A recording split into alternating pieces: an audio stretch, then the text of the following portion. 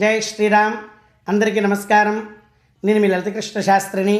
అందరికీ కూడా అక్షయ తృతీయ శుభాకాంక్షలు.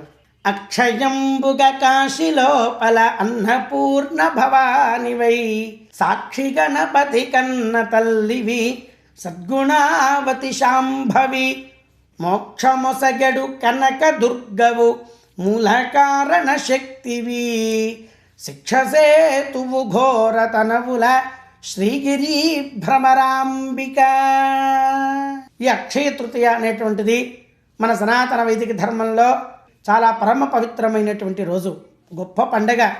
ఎవరైతే ఈ అక్షయ తృతీయ రోజున దాన ధర్మాలు చేసి మంచి కార్యక్రమాలు చేస్తారో వాళ్ళందరికీ కూడా అక్షయమైనటువంటి ఫలితం దక్కుతుంది అని కూడా చెప్తారు.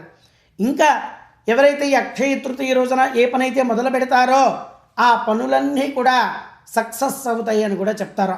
క్షయము అంటే నశించునది, అక్షయము అంటే నాశనము లేనటువంటిది.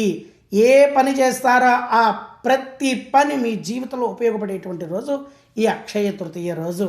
మనం పురాణాలను కనుక చూసినట్లయితే ఈ అక్షయ తృతీయ రోజునే త్రేతాయుగం ప్రారంభమైనది అని చెప్తారు. ఈ అక్షయ తృతీయ రోజునే పరమేశ్వరుడు శిరస్సు నుంచి ఆ గంగాదేవి భూమిపై వచ్చిన రోజుగా చెప్తారు. అదేవిధంగా వేదవ్యాసుల వారు చెప్పినటువంటి పంచమవేదమైనటువంటి మహాభారతాన్ని మహాగణపతి ఈ అక్షయ తృతీయ రోజునే రాశారని కూడా చెప్తారు. ఇంకా పాండవులందరూ కూడా వనవాసం చేస్తూ ఉండగా శ్రీకృష్ణ పరమాత్మ ద్రౌపది అమ్మవారికి అక్షయ పాత్ర ఇచ్చిన రోజుగా చెప్తారు. అంతెందుకండి, భూలోక వైకుంఠమైనటువంటి సింహాచల క్షేత్రంలో ఈ అక్షయ తృతీయ రోజునే స్వామివారికి నిజరూప దర్శనం చేసుకున్న తర్వాత చక్కగా చందనంతో స్వామికి అలంకరణ చేస్తారు. ఎంత గొప్ప రోజండి.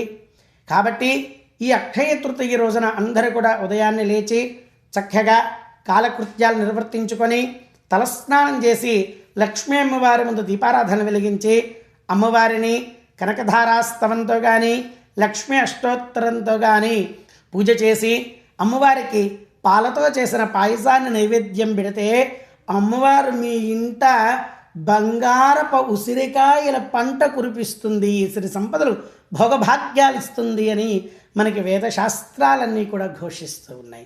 కాబట్టి అందరూ కూడా ఇటువంటి మహత్తరమైనటువంటి అక్షయ తృతీయ రోజున లక్ష్మీ అమ్మవారి యొక్క దివ్య భవ్య అనుగ్రహ కృపా కటాక్ష వీక్షణముల చేత అమ్మవారి యొక్క అనుగ్రహాన్ని పాత్రులై తరిస్తారు అని ఆశిస్తున్నాను.